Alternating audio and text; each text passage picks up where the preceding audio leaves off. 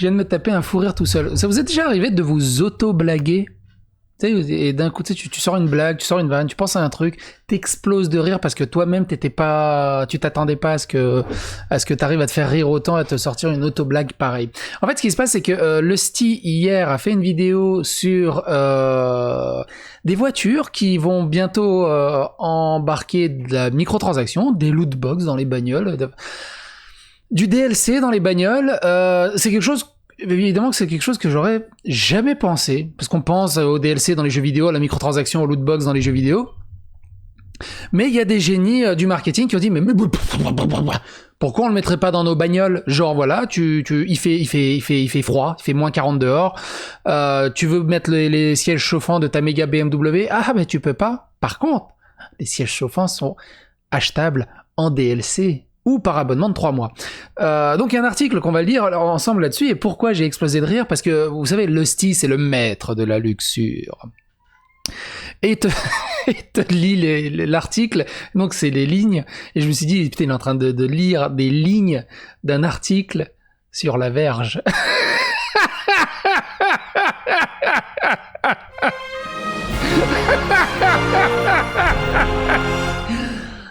Donc, comme je l'ai dit, oui, c'est un article de The Verge, de La Verge.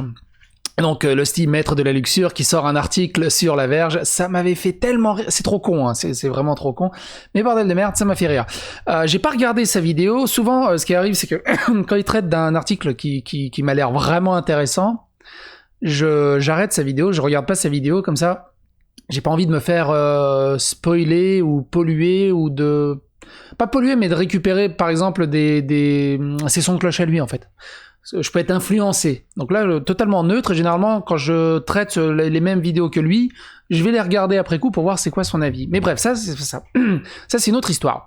Qu'est-ce qui se passe du côté de BMW? Il faut absolument que vous le sachiez. Ils misent sur les microtransactions embarquées, des achats intégrés, mais pour la voiture. Et c'est très intéressant. BMW a détaillé une refonte du système numérique qui propulse ses véhicules de luxe, y compris un nouveau système de carte de navigation, un assistant numérique remanié, une clé numérique présentée pour la première fois lors de la conférence annuelle des développeurs d'Apple la semaine dernière, et Android Auto sans fil.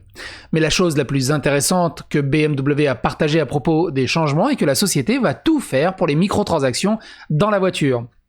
Comme dans les jeux vidéo, je l'ai déjà dit, si je me rappelle bien de l'article, les jeux vidéo génèrent 120 milliards de dollars annuellement.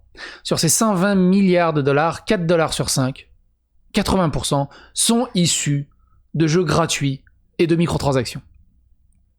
Donc forcément, tu prends n'importe quel truc, du coup les bagnoles, ils ont peut-être beaucoup à y gagner que simplement vendre une bagnole une fois et ne plus jamais avoir de retour sur cette bagnole, et donc d'intégrer des microtransactions dedans. Donc c'est quoi leurs idées? Les voitures sont plus remplies d'ordinateurs et de logiciels que jamais, ce qui a permis aux constructeurs automobiles d'ajouter de nouvelles fonctionnalités et de corriger les problèmes à la volée avec des mises à jour logicielles en direct. Et ils ont dû dire, on est trop cons. On a vendu des ABS ad vitam aeternam, alors qu'on peut les louer en 3 mois et ils doivent se réabonner s'ils veulent avoir leur ABS. Bon, j'espère que... non, ça pourra pas aller jusque-là. Au bout d'un moment, il y a la loi, il y a la légalité, il y a la sécurité routière. Cela a également présenté à ces constructeurs automobiles de nouvelles façons de gagner de l'argent. Prenez Tesla, qui les a lancés et vend actuellement l'accès à une variété de fonctionnalités après l'achat. Il avait même l'habitude d'expédier des voitures avec des batteries dont la portée était limitée par le logiciel, et les propriétaires pouvaient payer des frais pour déverrouiller la pleine capacité. J'ai eu l'occasion de me faire conduire dans une Tesla full automatique. Tu flippes, franchement, t'as les fesses qui font bravo derrière le volant. Quand t'as pas l'habitude, c'est incroyable, ça prend ça sort, ça change de ligne, ça laisse la priorité, enfin c'est incroyable.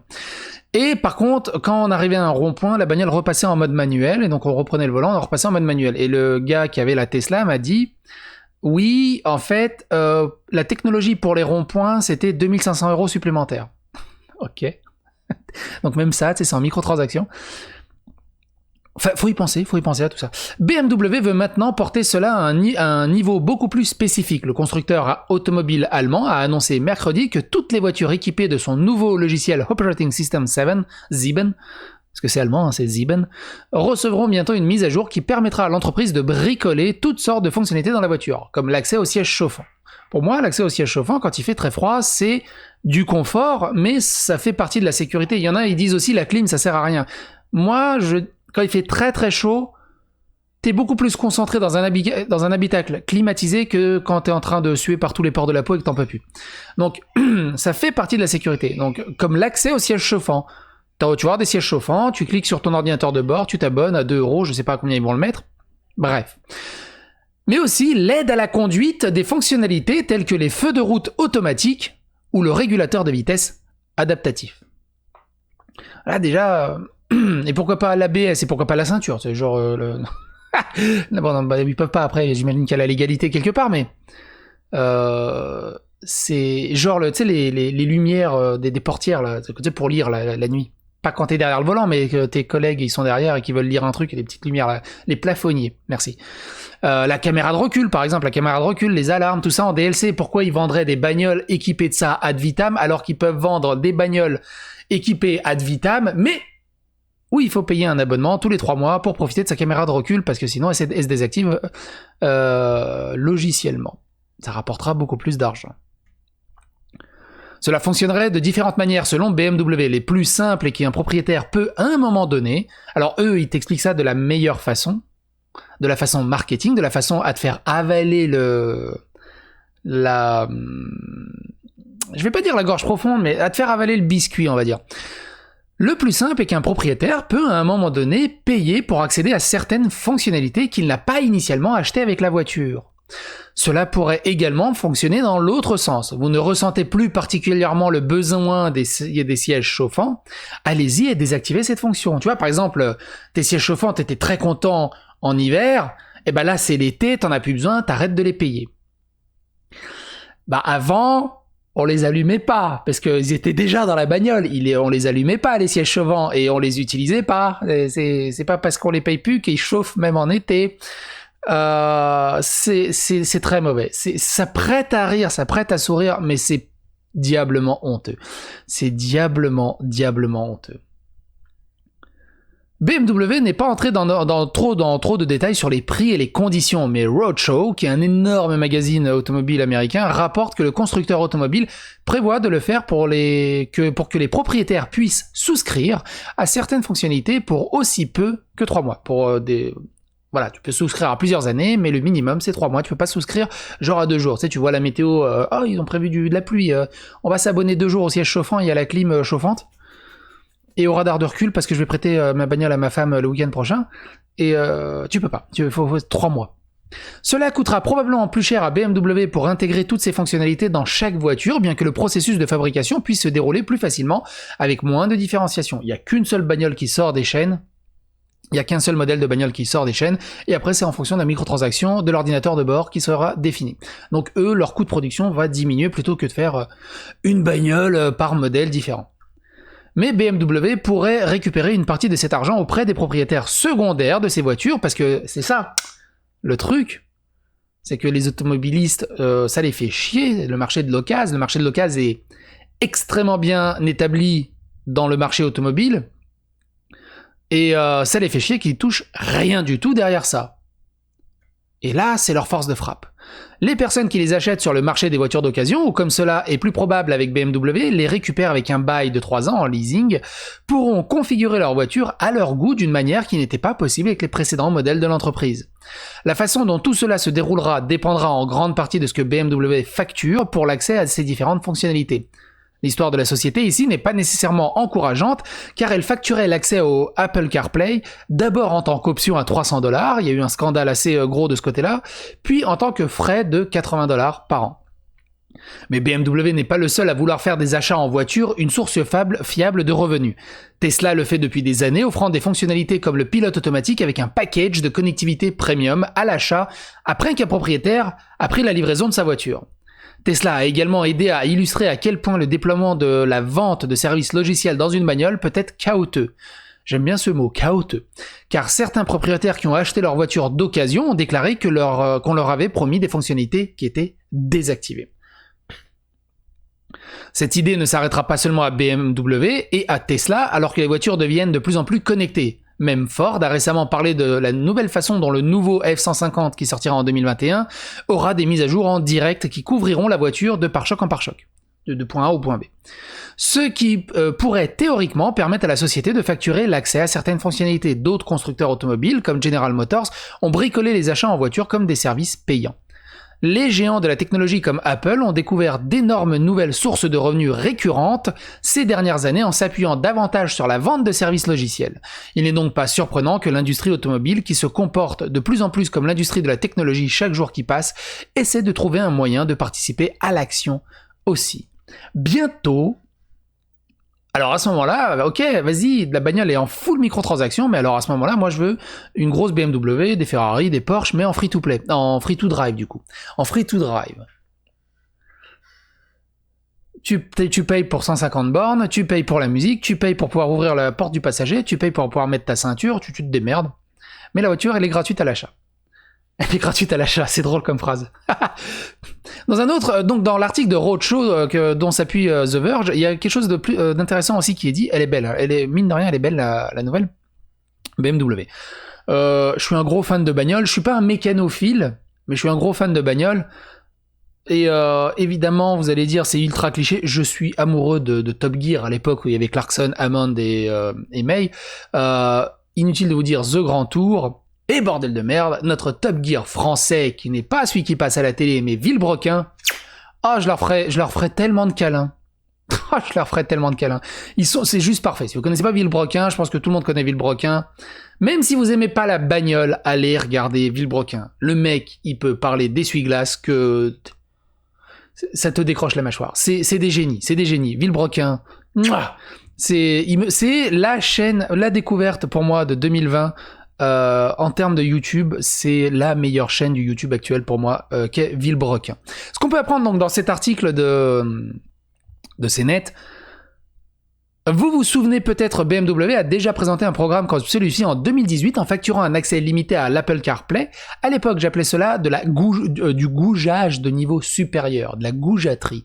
Et je n'ai pas en minorité, la réaction étant si négative que BMW a finalement abandonné ce programme. Pourtant, ce nouveau mouvement reprend essentiellement cette approche et l'amène à un autre niveau. Imaginez que vous n'appuyez plus sur le bouton du siège chauffant que pour être invité à renouveler votre abonnement. Ou que vous deviez payer un supplément pour obtenir une note de moteur sur votre nouveau M4 qui convienne à votre sensibilité. Tout cela est possible et probablement, et franchement, c'est moche. Alors, pour les grosses bagnoles, on peut choisir le son du moteur. Souvent le son du moteur original est pas bien et puis du coup tu peux changer un peu le son du moteur dans l'habitacle pour que ça ronronne plus.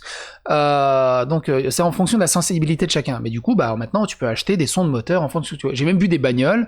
Alors je sais plus c'est quel modèle de bagnole.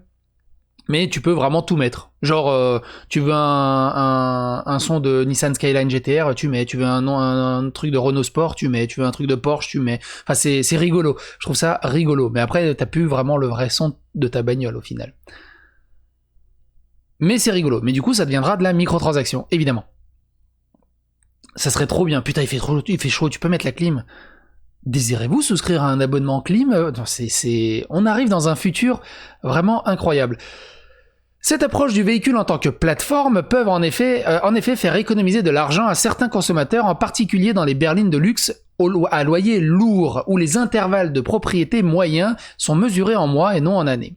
Franchement, si t'es un mec qui achète une méga berline de luxe, est-ce que t'es vraiment si près de tes sous que ça pour ne pas avoir assez d'argent pour acheter des sièges chauffants ?